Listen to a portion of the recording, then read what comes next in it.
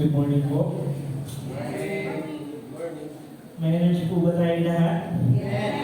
Amen. Alright. So, ako na naman po ang inyong tagapagsalita ngayong umaga. Naway, ang bawat isa po ay magkaroon ng kaaliwan sa ating mapapakinggan ang mensahe ng Panginoon sa ating umaga. And tayo po muna ay manalangin. Hallelujah. Hallelujah. Hallelujah. Dakitang Diyos na makapangyarihan sa lahat, kami po ay nagpupuri, nagpapasalamat sa iyong kabutihan, sa iyong katapatan, sa iyong kadakilaan sa aming mga buhay. Dalahin ko, Diyos, na patuloy ka na aming mapaglingkuran, patuloy ka namin, Lord, may taas sa aming mga buhay. Patawarin mo kami noon sa aming mga pagkakasala, mga pagkukulang namin sa iyo. Dalahin ko, Diyos, na naman, Lord, ang aking kakulangan, ang naman, Lord God, ang aking mga kahinaan, Lord. Itago mo ko, Diyos, sa iyong likuran upang ang iyong kalakasan, Lord, ang siyang makita at hindi ang aking mga kahinaan. And I pray, Father God, for each and every one who will listen this morning, I pray that your favor, your blessing, Lord God, be upon them. And I declare blessing upon blessings to each and every one, Lord God, that we may be able, Lord God, to capture your message this morning. These are prayer in the name of Jesus. Everybody say, Amen. Okay po. Ayun po, kinakabahan na naman ako. Sige. So our theme for today is the heart of the first evangelist at home. In 1 Timothy chapter 1, verse 5. So, naniniwala po ba about isa na rito kayo ngayong umaga? Maybe if not all, no? Majority siguro na nandito, it's because someone has influenced you. Naniniwala po ba kayo doon? Okay. Bago po ang lahat, nais ko po nang batiin ang bawat ina, ang bawat grandmother, ating mga tita, at ating mga spiritual mother ng Happy Mother's Day. Palakpakan po muna natin sila. Ayan. Alright. So dito, yung tanong ko po, naniniwala po ba kayo that someone has influenced you kung bakit po kayo ngayon nandito sa ating bahay-sambahan? Amen? Amen? Amen. Kasi wala tayo dito if not for the people na nag-influence sa atin kung bakit tayo pumunta sa bahay-sambahan ngayong umaga. Now, in my introduction, sabi dito, influence is powerful in today's world. Kahit sa pa yan, maybe about work, sa bahay, sa school, di ba? Ang influence is napakahalaga. Do you believe that influence is important? Yes. Di ba? It actually depends on someone kung paano siya ma-influensyahan at kung paano siya magpapa-influensya. Okay? Now, sabi, it is often neglected at home and sometimes because of parents that are too very familiar with their children. And for some, they also lack wisdom. Now, children are learning or they end up learning more from the world than from their own families. And minsan, di ba, we're surprised, saan ba ito nakatukuha ng ganitong mga ugali? Hindi naman tinuturo namin sa bahay ng ganitong kaugalian, pero iba ang ugali mo. Narinig niyo na ba yung mga linya na gano'n? Sino nakarating gano'n? Diba? Hindi ka na kayo pinalaki para ganyan. Sagot-sagutin mo kami, saan ka nakuha ganyan ugali? Diba? So those are familiar lines that we're hearing sa loob ng aming tahanan. And as an illustration, sabi dito, ang isang bata o isang kabataan siguro, they spend, how many hours do you think they spend in using their social media? Maybe TikTok, Facebook, Instagram, What else? YouTube. Diba? Ang dami. There are a lot of social media tools which are available right now. Okay? At doon, lalo na sa Facebook and TikTok, di ba? These are unfiltered. So, kumbaga, although may mga social media tayo, tawag sa ganun, content moderator, okay, it's also a job. The thing is, hindi lahat nasasala pa din. Okay? Now, on Facebook, TikTok, Instagram, and a lot of this social media na meron tayo na available, what do you think yung nakikita ng ating mga anak? Diba? They get to see a lot of things. Diba? Tayo nga, nakikita natin yung mga bagay-bagay. How much more sila? Diba? They get to see dance trends, jokes, and even yung mga values na hindi aligned dun sa faith natin. No? Parang, you don't have to teach them about all these things because social media is available and it's, anong sa ganyan? Very, lang siya? Easy to access or accessible. Thank you, Pastor Ryan. Diba? Tapos magugulat ka pag uwi ngayon ng anak mo, di ba? Galing sa eskwela. Tapos may bago na naman siyang sinabi or may mga salita siya na hindi mo nagustuhan. Saan mo na naman nakuha yan, di ba? Hindi naman tinuturo sa bahay ang ganyang mga salita. Bakit mo natutunan yan?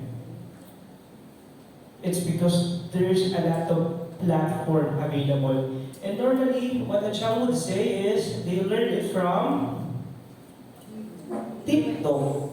Diba? Nakita ko kasi sa TikTok so ito yung trend, so I'll just follow it anyway. Alright? So, why do you think the children resort to using social media and a lot of these platforms? Maybe because their children are busy, busy sa maraming bagay at hindi naman natin pwedeng i-blame you for them, Well, maybe siguro busy din sila sa gadgets. Playing games, diba? Scrolling on Facebook and all. Pero, the truth is, if we are not intentional about filling the space in our home para sa ating mga anak, the world will take that role for them. For you, diba? Kung hindi natin tuturuan ang ating mga anak na kapamalaan ng Diyos, the world will have its own way of instilling incorrect values sa ating mga anak. Okay? But today, since our 2 Timothy 1 verse 5, it's about Luis and Eunice. So sila yung topic natin this morning. Si Luis ang grandmother or yung lola ni Timothy at si Eunice ang kanyang mother. Okay? Sorry dito, of course, dun sa panahon na yun, walang mga social media. But they also have a challenge, sa kanilang pagpapalaki, sa kanilang mga anak. Number one, yung challenge nila is yung pagan culture, yung idolatry at that time. So it's very prevalent na kung saan, di ba, siguro kung may nagtuturo ng kulto at that time, so nandun din yun. Kumbaga, yun yung mga challenge nila. So just to give you a context na every generation has a challenge. Okay? Kumbaga dumadaan yun. The thing is, as Christian parents, as Christians, you must stand dun sa kapamalaan ng Panginoon. Okay? So dito, si Luis at si Eunice, they chose to teach Timothy's teacher at home. Kaya nung dumating si Paul, hindi na siya masyadong nahirapan. It's because Timothy was already ready. He is already rooted in faith, not in the world. Kaya in 2 Timothy 3:15 it says, "From childhood you have known the Holy Scriptures." So, ganun na instill yung values na yun, yung faith in Luis at Eunice kay Timothy. Now, as Christians, we must ask what kind of influence are we showing to our children in our actions or in our words. At hindi po madali, wala po nagsasabing madali na magturo sa, kasi ako po ay wala pa naman pong anak. The thing is, nakabase lang din po ako sa Biblia. Okay? At sa palagay ko po, hindi naman nagkakamali ang Biblia sa pagtuturo. Amen po ba? Amen. Okay. Ayun. Sabi dito, it may not be easy, but it is our responsibility to guide the next generation in God's ways.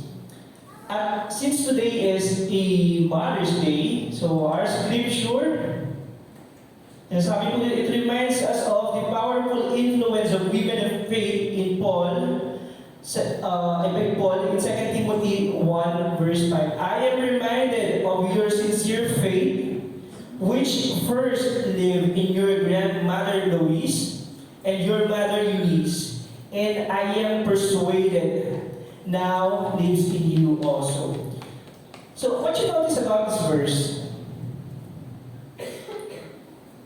You notice that Paul does not mention about Timothy's father. Diba? Sabi niya, diba? I am reminded of your sincere faith, which first lived in your grandmother Louise and your mother Eunice. Maybe because, at that time kasi, ang pangasawa po kasi ni Eunice is Greek, so magkaiba po sila ng pananampalataya. And that's the reason why si Timothy lumaki sa poder ng kanyang lola at kanyang ina. At iyon yung dahilan kung bakit na-influence si Timothy ng pananampalataya ng kanyang ina at ng kanyang lola. Okay? Sabi dito, faith of faith takes root first in the quiet, faithful witness of women. Louise and Eunice were not evangelists. They are not actually evangelists na nag-preach sa crowds. Hindi yung tipong, di ba, pupunta sa isang lugar para magsalita ng Word of God. Hindi po ganun yung kaya nang ginagawa. They were evangelists in Timothy's life. Di ba, may sinasabi nga tayo, our home is our first ministry and it's our mission field. Diba? Mission field natin yun. Unahin natin yung tahanan natin. Okay. The question is, how did Louise and Eunice do it? Because hindi naman siya yung tipong parang overnight na nangyayari na, okay, kinabukasan pwede na maging pastor si Timothy, diba, sa Ephesus. Hindi po siya na nangyayari. So, it was a lifestyle. To impact our homes and our community like Louise and Eunice did, we must embrace three qualities of evangelism that every believer should carry sa ating relasyon sa ating mga tahanan. At una po, we need to recognize that we cannot influence someone na hindi naman natin ka-close. Tama po ba?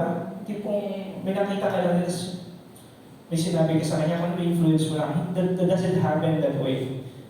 You must establish a relationship. We must establish a relationship. And this kind of gesture, di ba, it's actually being present. Okay? So, presence is the first step of evangelism. So, one of the three pillars that we have for evangelism is it begins with presence.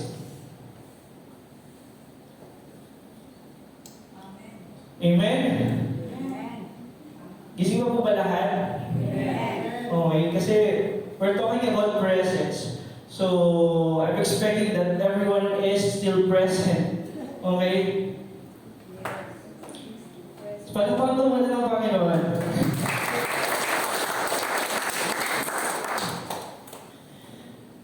In our first point, evangelism begins with presence. evangelism begins when we choose to be present in people's lives, showing Christ through our nearness. So, church, can we all agree that evangelism begins when we choose to be present? Amen? Kasi hindi ka makakapag-evangelize if you're not present. If you're not present, di ba? Ano yung, lang, text lang. Diba? Hindi naman pwedeng ganun pag nag-evangelize. Maybe it works in the past, but right now, as much as possible, we implore presence. Okay?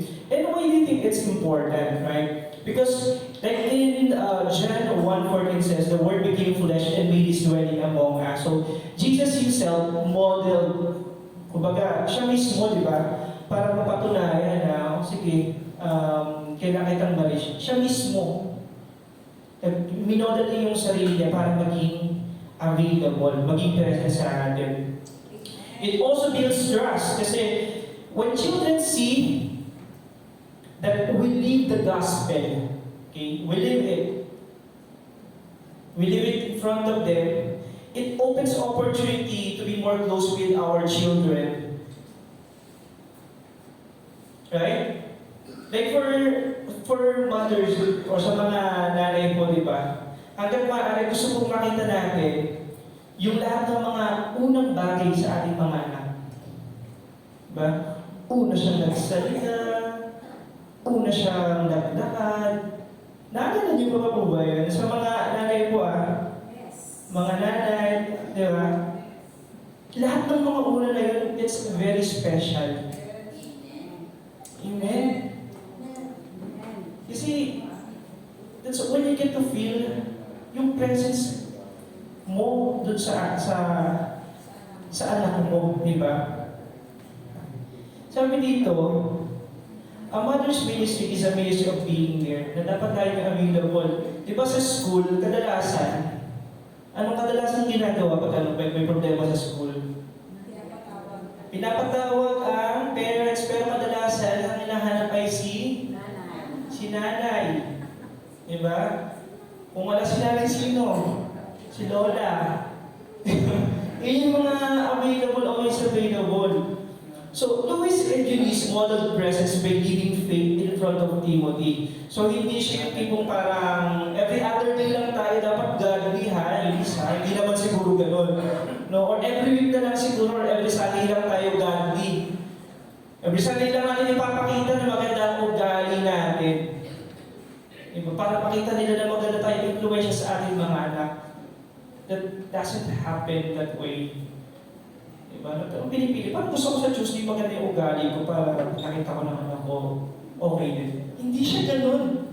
It has to be lived out every day. And it's not easy. Diba? Kasi minsan, may makita ka lang nakalat, minsan, ang dami nang nasabi. Diba? And we must be careful about it. Kasi, kung ano yung sinasabi natin, diba? Nakikita at narinig yun ng ating mga anak. Okay? And doon dapat din tayo nagiging maingat. And for children, you must understand, no? Sa akin, it's also a reminder na hindi, lalo na pinag-aralan ko, parang ang hirap pala sa isang magulang, ang hirap pala sa isang nanay, na kung saan, kasi kung tutusin parang, siya yung nagpalaki dito, sila dalawa ng lola niya eh. Kasi walang masyadong account na dinescribe for the family of Timothy. So lahat sila sa pagpapalaki. At sa panahon ngayon, grabe, sobrang hirap ang palaki ng ng bata kasi bahay nga lang, di ba? Pag may pamangkin ako na mabait din, di ba? So, how much more pa dun sa mga magulang, di ba, nagpapalaki ng kanilang mga anak. Kaya, saludo po ako sa inyong mga nanay na narito. Higit sa lahat sa mga nanay, no, saan talagang hindi nakakatulog yan kapag may mga sakit ang kanilang mga anak, kapag hindi pa umuuwi ng gabi, tipong Anong oras na wala pa din to, di ba? Parang, saan naman to nagpunta? Kaya, so, imagine yung kung wala din yung, yung nanay niya, di ba? Ang hirap din. Kahit na sa bahay, di ba? Pag uwi minsan, di ba? Nakita mo si tatay, nakita mo si lola, nasaan si mama? Diba? Nasaan si mama? Parang, basta every time na uuwi, nasaan si mama? Laging ganun yung hanap, di ba? Harap mo naman yung papa. Never naman sila lang si papa, walang ganun, di ba? Dadalas pag uwi mo sa bahay, nahanapin ay si mama. Kasi, yung tipong, parang lahat ng gamit alam niya kung saan nakalagay. Masa nakalagay yung ganito? Masa nakalagay yung ganito? Di ba parang may CCTV siya all over the house.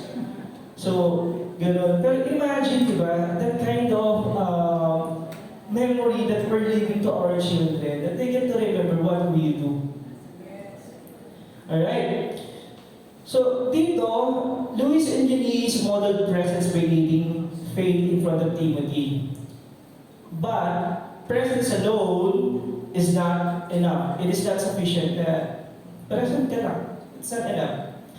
Influence, it deepens when we have there to be real. So when we show our struggles and let others see our dependence on God. So that leads me to the next point, which is evangelism is strengthened by vulnerability. Pagiging vulnerable. Tagalog is pagpapakita ng kahinaan. Diba? So, when our children see na umiiyak ka, kasi tao ka. Diba? You're super woman na kung saan parang kakayanin mo. Although, at times, diba talaga kinakain nila hanggang maaari, they wouldn't let their children see yung kahinaan nila. Kaya minsan, there are also children who took advantage of it na parang, di kaya ni mama yan, kaya na, kung nakita ko yan yan eh. Diba? How many of you, lalo siguro sa mga kabataan na nandito, how many of you, nakita niyo yung mama niyo na umiyak? Sa kanilang, sa taon ng pag-aalaga nila sa iyo. Nakita niyo ba? Yung parang hindi.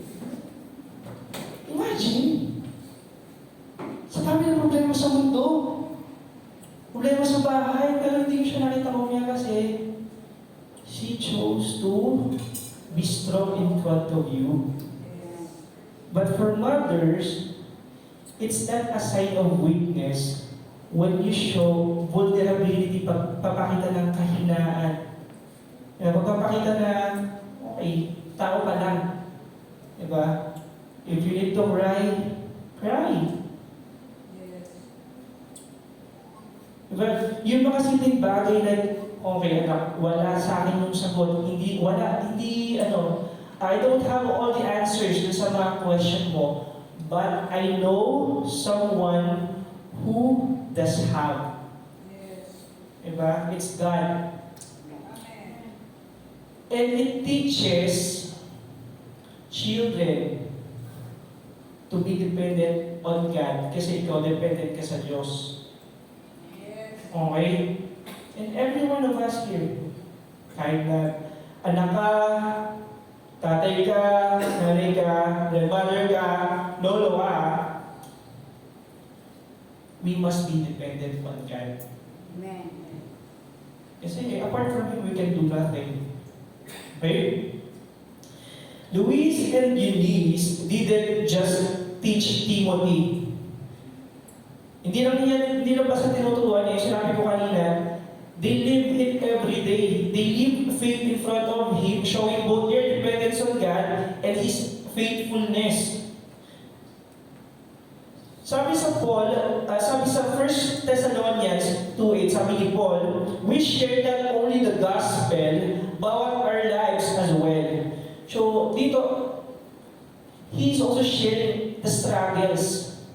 Kasi kailangan makita din ng mga anak natin kasi yung mga struggles na na-encounter natin. Kasi that's what makes us human. Diba? Na Hindi tayo nakadepende sa lakas natin, nakadepende tayo sa Panginoon, nakadepende tayo sa Diyos. Okay? Vulnerability shows that the gospel isn't for perfect people. Hindi siya sa mga perfectong tao na ang salita ng Diyos, ang pagsisimba, hindi siya para sa mga perfectong tao. Kasi kung ganun, ay di wala qualify pala sa atin. Diba? So, maliwala na talaga may perfecto talaga dito. Meron? Diba wala? Kasi, kaya tayo nandito sa church, we come to church because some of us are wounded. But some of us long for presence ng mga kasama natin sa iglesia. Some of us, di ba, kailangan ng healing. Maybe physical, emotional, mental, spiritual. At I pray that this church would have that kind of people na magbibigay ng comfort. Di ba? Doon sa mga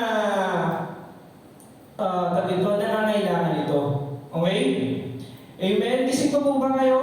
Yes. Okay po. Alright. Sabi dito niya, it's not for the perfect people, it's for people who needs a Savior. Alright? So, while presence and vulnerability pave the way, they must be anchored in something steady. A daily walk of faith that keeps the door open for a lifetime. It's all about consistency. Okay, so that's my third point.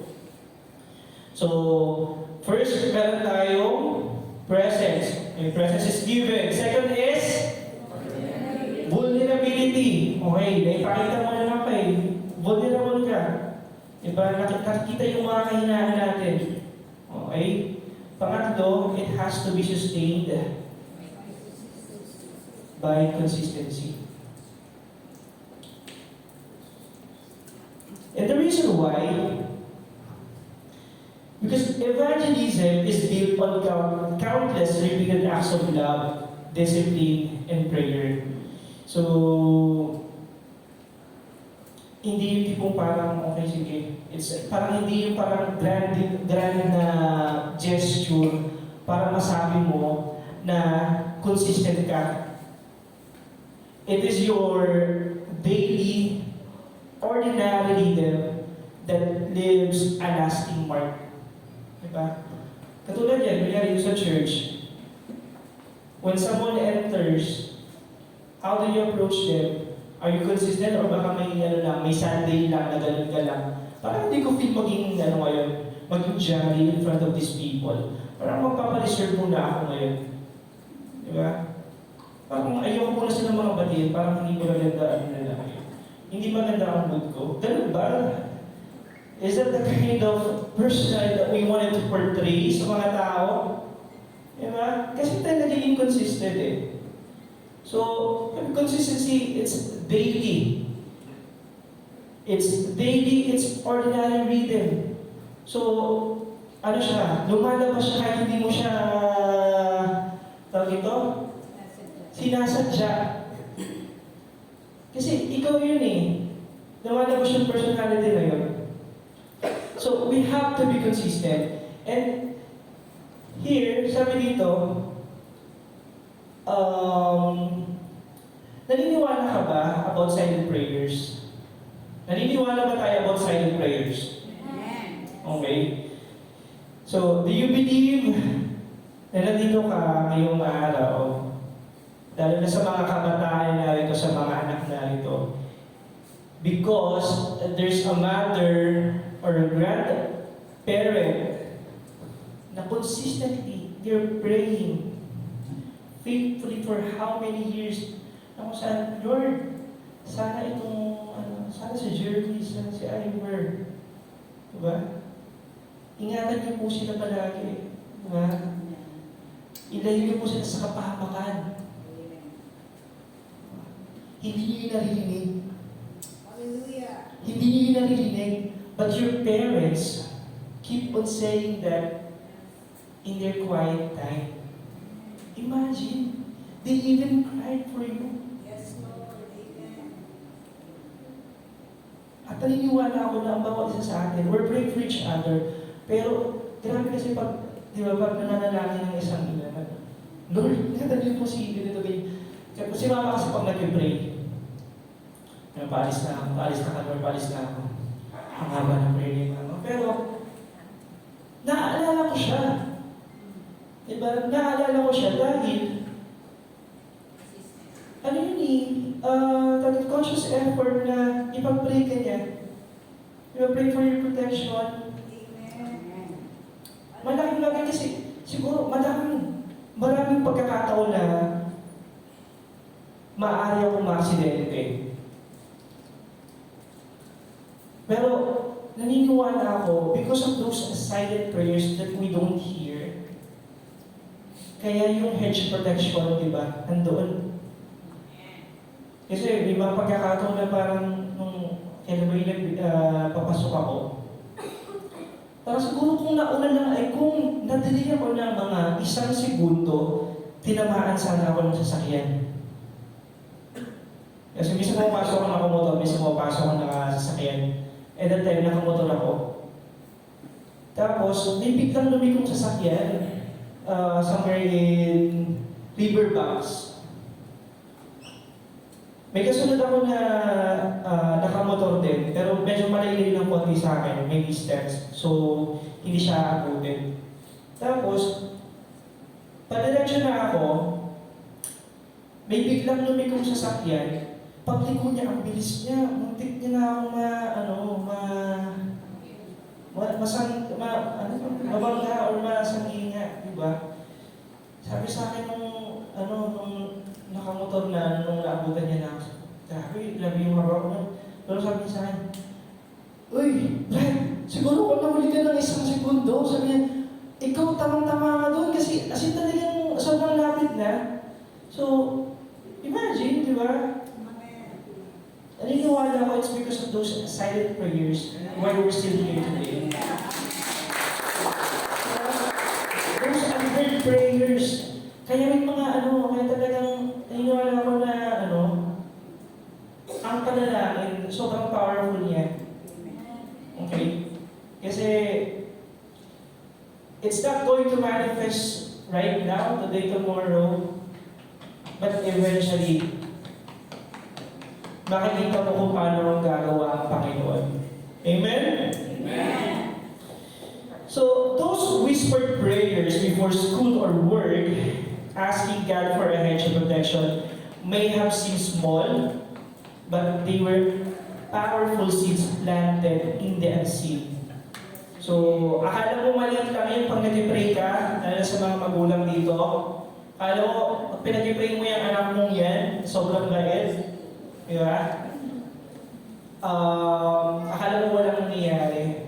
But keep on praying because God works in ways we cannot see. Diba? So, eventually, yung mga planted seeds na yun, they will eventually grow in the heart of your children. And I hope that the children that we have here in this church, matabang puso na kung saan, diba, kaya mag-accept ng mga ganun para mamunga rin sila, lumago din sila kung paano yung pananampalataya, magaya na yung pananampalataya ng kanilang mga magulang. Amen? So, consistency in prayer builds a spiritual covering that lasts beyond a single moment. Timothy didn't become a leader overnight. Sinasabi ko po kayo, hindi siya bigla-bigla naging leader, hindi siya bigla naging pastor. His faith was intentionally nurtured by Luis and Eunice through daily teaching, example, and prayer. So, parents, we have to be intentional in teaching our children. At ang hirap mo nun, diba? Parang, diba, those ways kung paano tayo pinalaki ng mga magulang natin in the past are no longer applicable sa ating mga anak. Diba? Yung tipong naalala ko po nung bata po ako, magpapaluin kami. May isang puno doon malapit sa amin. Puno ng bayabas. So, tatlo kami magkakapatid, tapos kapag may kasalan kami sa isang dami lahat. Ewan ko po kung naranasan po yun yung magkakapatid dyan, pero ganun po sa aming bahay dyan po sa aking ina bilang isang buhay na totoo. so may isang puno doon ng bayabas, ngayon papapaluin kami, dapat, yung pagpapalo sa amin, doon lang magkagaling. Ikaw mamimili kung ano ay magpapalo sa'yo. Basta doon lang sa puno na yun. Diba? So, ganun siya. Ganun yung sa amin pagdidisiplina sa amin. At ngayon, bakit hindi mo rin magagawa sa mga bata ngayon? Kasi nga, mga TikTok era na to eh. Diba? At hindi na yun applicable sa kanila. And that's why, as parents, we have to be intentional. Diba? We have to research what these children need. Kasi, yun nga, hindi na siya applicable yung mga while maybe for some, na mga kapamaraanan, yes. Pero yung iba is hindi na. Okay?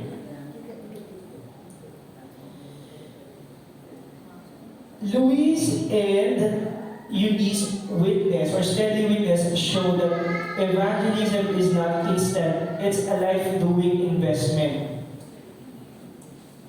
So habang buhay siya, we have to be consistent doon. Kung ito yung sinabi natin, we have to be consistent sa mga na yun. Kasi minsan doon tayo na minsan sige na nga, parang nakakompromise kapag masyado lang makulit. So, at nakikita yun ng mga anak natin at mga apo natin, yung gano'n, na parang, di, isa pang pilit mo dyan kay Lola, tingnan mo, bibigyan ka niya. Diba? At binigay niya. Diba? Isa pang pilit mo, bibigyan niya ni Lola. Ay, at binigay na nga. Sinabi na nga ng nanay na hindi. At kay Lola na ulit, at iyon, ay naibigay ng Lola ang gusto ng apo.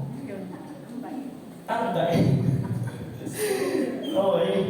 Pero yun nga, we have to be consistent dun sa mga bagay na yan. Sa mga bagay na natin, gusto natin i-instill sa mga anak natin. Good values, diba? About Word of God. That if the Bible says this, we have to honor this. Okay po?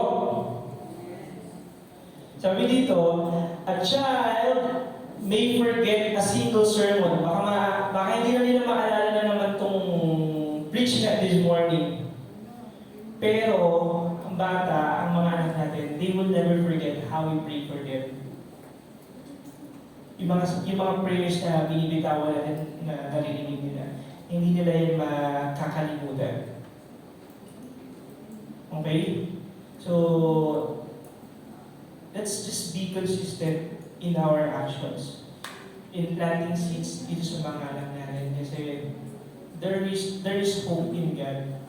Na, di ba? While we're doing this, we know that God works behind the scenes. Hindi natin siya nakita.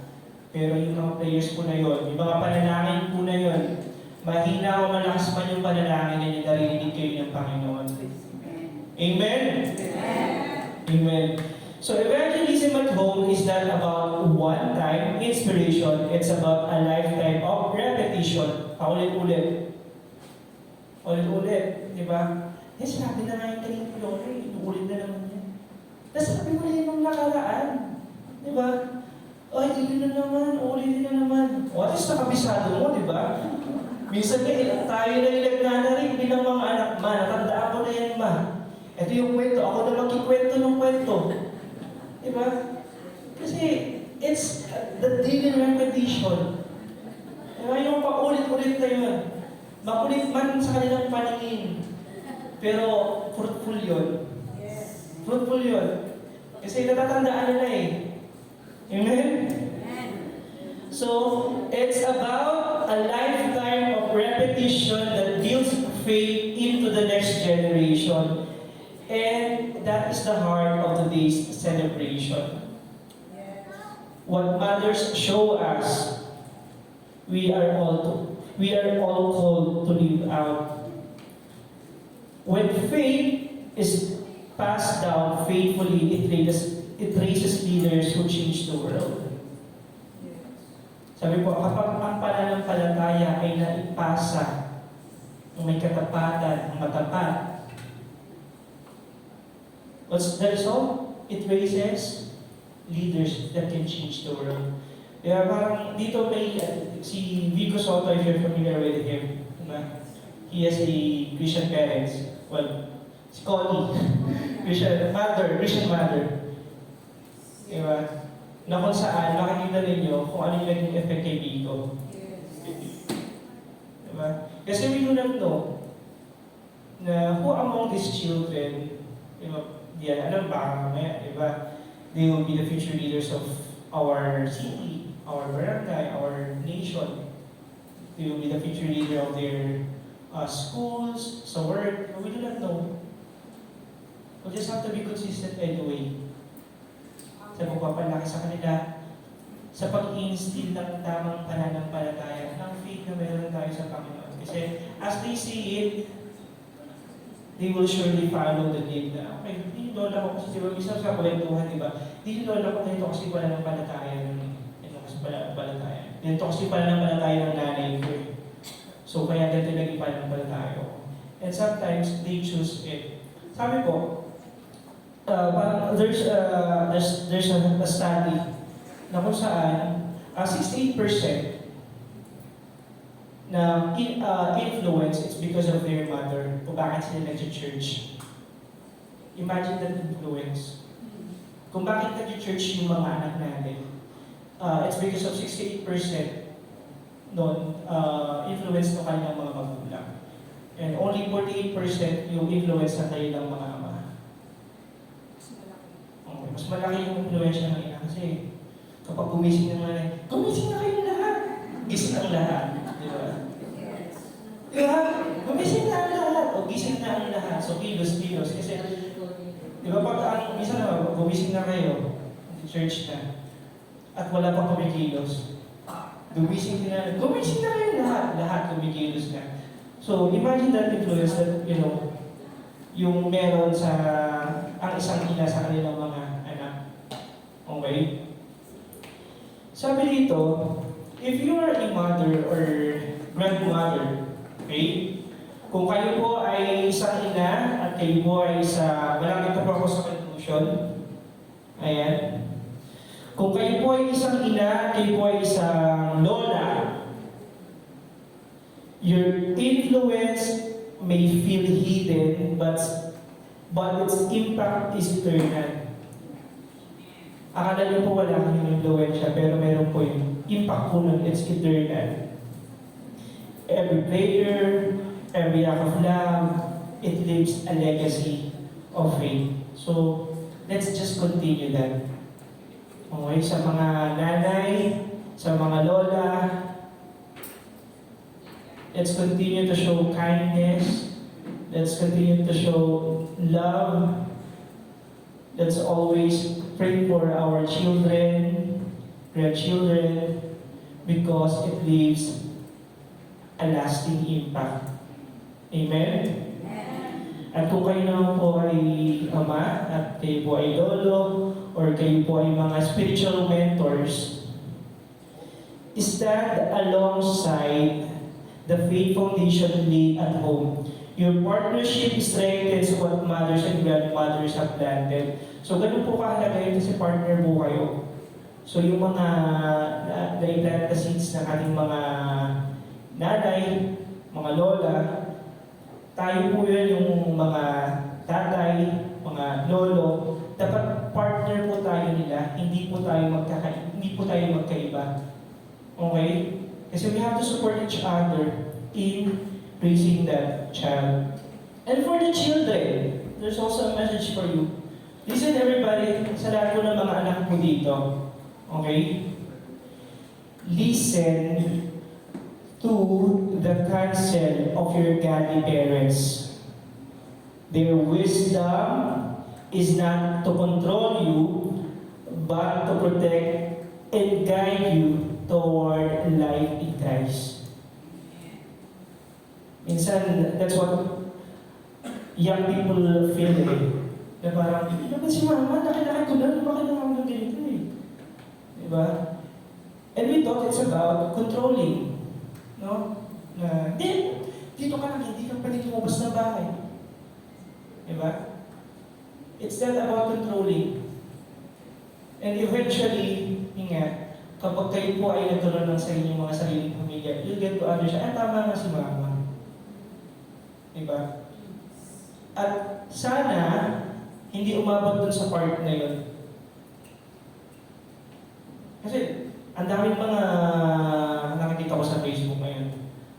Parang they're meeting their parents na wala na. Sana pala, dapat ganito yung ginawa ko nung nandito pa si mama. Dapat pala ganito yung ginawa ko nung ano pa. Huwag na umabot sa ganun. Do it while they are still here. Kasi mahirap magkaroon ng mga regrets na what if, di ba? Parang pwede mo naman talaga ito kasi walang sometimes yung mga young people, yung mga, yung mga children, napaka-prideful kasi. Hindi, iyak yan. Gusto niya yan eh.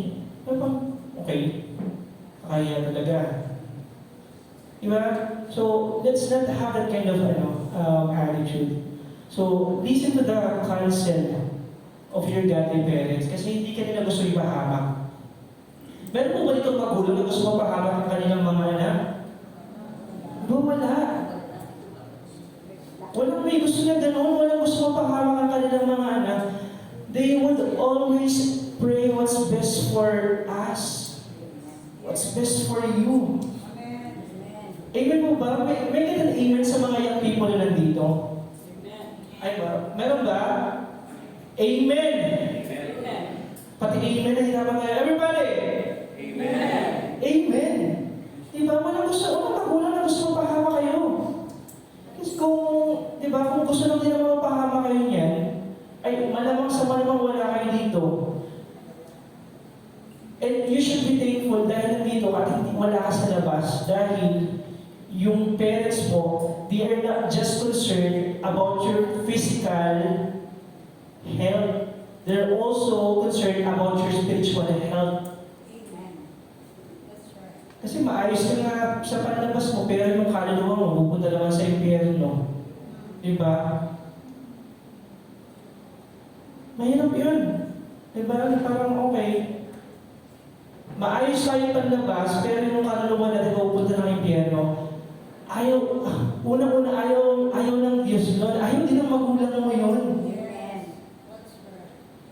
Kaya when they give you wise counsel, mga advice nila, mga guidance nila, mga pangalan nila sa atin, sometimes we have to listen. Kasi hindi nila yung basta-basta sasabihin out of nowhere lang eh. You should ask. Diba? And as a response from parents, we have to be honest as well. In such a way na hindi siya sobrang pasigaw or what. Kasi minsan, di ba, pag pasigaw or maingay, kadalasan ng ginagawa, hindi pinapakinggan, sakit sa tenga. So, the thing is, children, you have to listen. And parents, you have to listen as well para magkaintindihan kayo. Amen? Amen. So, and for the church, okay po. So we have, meron tayo sa mother, grandparents, sa father, sa children, and for the church, okay? Let's celebrate and support the Luis and Eunice figures among us. Sabi nga po sa isang kasabihan, it takes a village to raise a child. So, hindi lang kaya ng kanilang mga magulang yan. As a church, we have to be a blessing dito sa mga nakakasalamuha natin dito sa iglesia. So, paano ba tayo naging example to them? Diba? Kasi, alam mo yun, mahirap naman sabihin, sa church ko lang din naman yung tutunan. Alin? Diba? So, dito sa church, we have to be a blessing sa ating mga co-believers. always choose to be a blessing. Amen. Have you ever asked yourself, am I a blessing dito sa katabi ko? Am I a blessing dito sa mga church ko? What kind of impact do I give? Do they get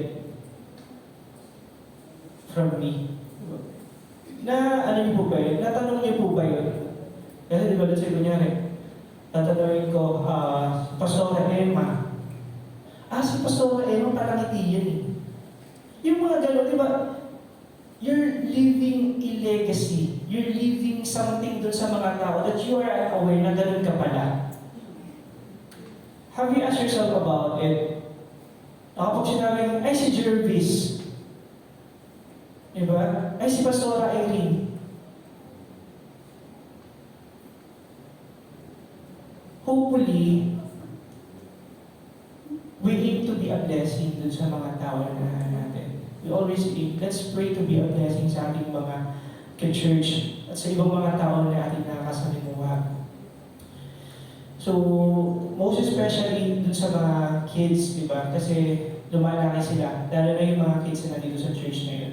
So, as a church, if we're seeing something, kunyari, may hindi maganda sa mga ginagawa, di ba? We have to help yung mga parents. Dati sa sarili yung pag-chismisan nyo sila. Ano ba sila dito? Ganyan talaga yan. Nakita ko nga yung nakaraan. Doon. Hindi ganun ang pagtulong.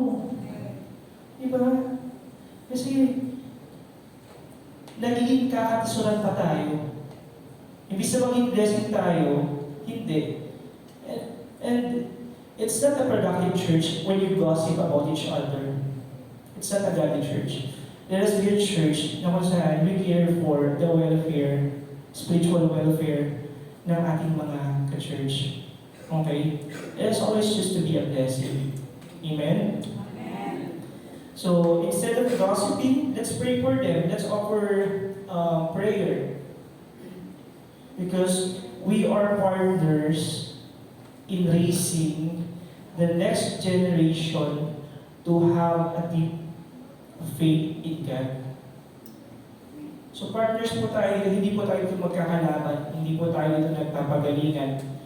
We are partners to help these children to have a deep, meaningful relationship sa Panginoon.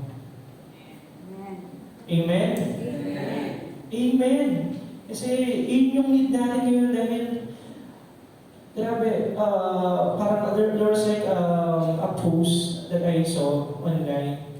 Minsan, may mga tao na ayaw pumunta sa church because they were thinking that the church is judgmental. So, I fervently pray that we have a church that cares, that loves, willing to accept, diba? But does not tolerate ng mga maling gawain. And I pray na itong church natin, we continue to be a blessing sa mga wala pa pananampalataya sa Panginoon. Amen. Amen. And as for my conclusion, today we celebrate mothers because they model a faith that is lived, not just preached. Louise and Eunice remind us that the most effective evangelism rarely happens behind the pulpit. So hindi po yung tipong dahil sa salita yung pastor, nagsalita po ako, na talagang maliligtas na ang isang tao o isang kabataan sa kaluluwa. Hindi. Sa bahay, yung mga magulang natin. So what we model to them at home, no? Malaki yung bagay na yun. Let's not entrust yung pagtuturo sa labas ng bahay. Huwag natin i-entrust huwag lang natin i-entrust sa eskwelahan. Kasi maaaring magturo sila, maaaring may ituro sila na hindi nakaaling sa faith mo, sa faith ng anak mo, di ba? Kaya mahalaga, sa bahay pa lang, grounded na sila. So when they go out, They will not be influenced by any noise of the world. And you as young people, then, di ba, na nakakaintindi na by this time, you should know kung ano yung mga boses na dapat yung pakinggan. Amen. Kasi kung, alam mo, kung disturbed tayo, kapag disturbed yung isipan natin, we couldn't think ng maayos eh. And that's when we need prayer. We need to pray. We need to pray for wisdom, God's wisdom. Kasi pag hindi, wala. Iyaano yung infiltrate yan, iisipan ng kung ano-ano. And huwag natin hayaan yun. Okay? So, if you were raised, kung ikaw ay pinanganak ni Luis or ni Eunice, magpasalamat ka sa Diyos dahil sa foundation na yun. At marami dito na mga parents, grandparents, they keep on raising their children in the faith na kaya matunan. Maraming salamat po sa inyo. Amen. Maraming salamat sa mga nanay, mga magulang natin na hindi nagsasawang manalangin para sa atin. Maraming salamat sa mga pastor na patuloy na nagiging gabay natin sa ating mga pananampalataya. Okay? So dito, don't stop at gratitude. Carry a mother's heart into the community. We are called to be people who draw close to the broken with a healing presence. We are people who are called to live honest about our constant need for mercy. And we have to remain persistent in a love that refuses to give up on those who don't yet know Christ. So magkaroon tayo ng mga ganong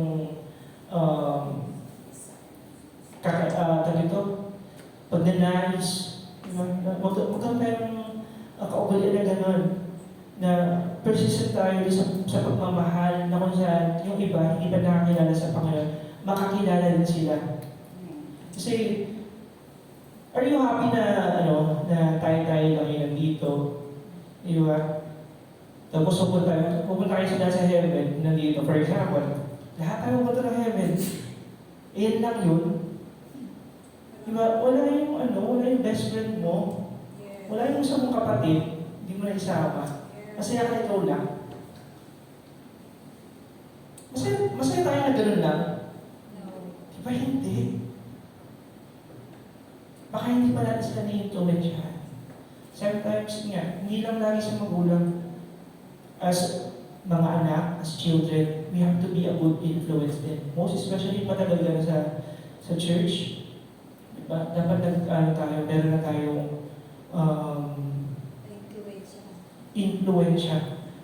And I pray na yung influence natin maganda, hindi lang siya basta influensya. Kasi there's a bad and good influence, so saan tayo doon? Maganda ba influensya natin o hindi maganda? So, ikaw at ang Panginoon nakakaalam nun. At kung hindi maganda ang influensya mo sa iyong tahanan, sa iyong eskwelahan, sa iyong pinagtatrabuhan, talk to God, Lord, paano ako magiging magandang influensya? Diba? Read the Bible. Para matutunan natin kung paano tayo maging magandang influensya doon sa mga tao na nakakasalimuhan natin. Sabi dito, doon sa last na ko, the world is eager to disciple the next generation. But let's not let them do it. Instead, let's be the ones who shape them in Christ. Kasi kapag hindi yung mga magulang, hindi tayo mga nasa church, sa iglesia, ang nag-influence, okay? Nag-disciple sa ating mga anak, sa ating mga kids, hinahayaan na natin na, di sa eskwela, matututo naman yan. Ang gagawa ng pag-disciple dun sa kanila, yung mundo. At sa Satanas kasi, hindi lang po siya double time na nagtatrabaho. Triple time, quadruple, ganun. Diba? Sobrang busy niya. Sino pa kaya pwede kong isama sa Diba? Ay, huwag na yan. Kasi masama naman ang ugali. Balik na yan. Sana hindi tayo yung gano'n, di ba? Hindi pong hindi na pag-exertan ng effort ni Satanas kasi alam niya ng cover ka na niya. Let us be a good influence. Church, I beseech you, let us be a good influence sa pananampalataya. Amen. Kung meron tayong hindi mga magagandang gawin, idulugan ito sa Panginoon para maging blessed din tayo sa bawat isa. So today, let's not only celebrate the first evangelists at home na si Eunice at Luis. Let us become them. Maging tayo sila. Kung saan nagiging present, vulnerable, and consistent sa ating mga pananampalataya. Now, church, are you ready to take that, to carry that heart? Gano'n ba tayo ka-ready? Are we ready? So, if yes, may Timothy ka ba na currently ngayon na tinitingnan, na hinahanagahan? At kung wala pa, who is God placing in your life right now to be shaped, encouraged, and led by your faith? So, I pray that every one of us will be able or, is going to learn something from this message today. Kasi, napakasama na ng mundo. Okay? So, let us be a blessing to everyone. And at the same time, I pray na palakasin palalo yung mga magulang natin, most especially yung mga nanay at yung mga lola na narito kasi grabe yung influence nila sa buhay natin lahat. Amen? So, doon ko na the end. So, let us pray.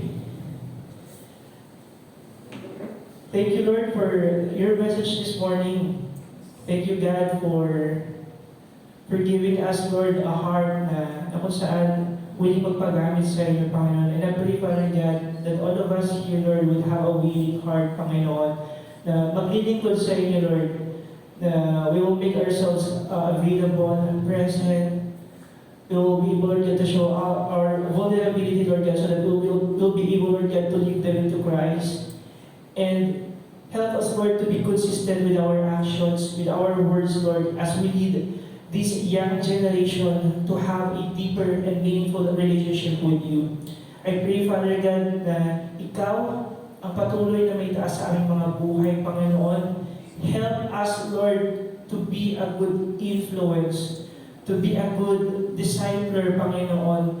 We will not let the world disciple our young generations, Panginoon. Help us, Lord, to have a heart, Lord, na marami pa, Lord God, na makakilala, Panginoon, na iba pang mga tao, Lord God, na wala pong pagkakilala sa inyo, Panginoon, sa pamamagitan namin, Panginoon. Gamitin mo kami, Lord God, mightily for your kingdom. Hallelujah. And I also pray, Father God, for all the mothers, Lord, and grandmothers of Narito that they're celebrating the Mother's Day.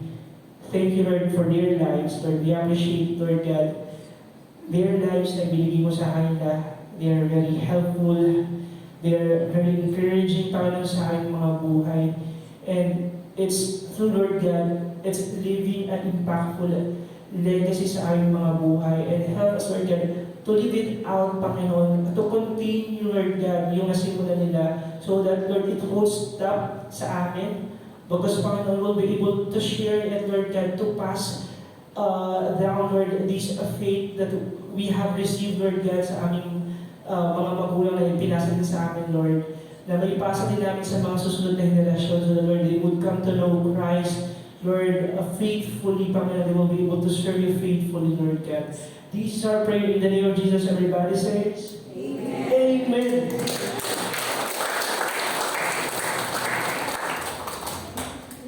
Hindi po